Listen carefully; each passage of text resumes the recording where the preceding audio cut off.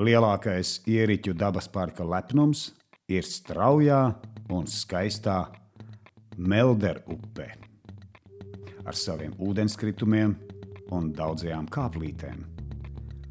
Upei parka teritorijā ir liels kritums – 12 metri.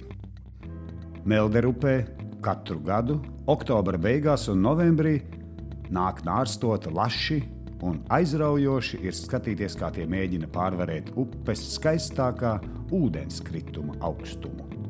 Tas nozīmē, ka Ieriķu dzirnavas ir vērts apmeklēt jebkurā gada laikā. Te būs ko redzēt.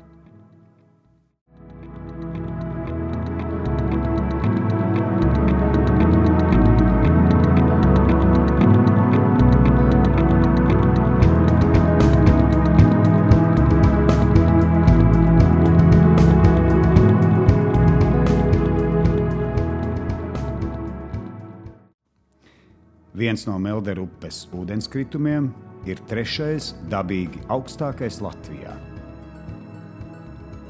Iespaidīgi ir pavērot to savām acīm un uzņemt tā sniegto enerģiju. Ir patīkami klausīties ūdens čalošanā un sajust dabas neizmērāmo spēku.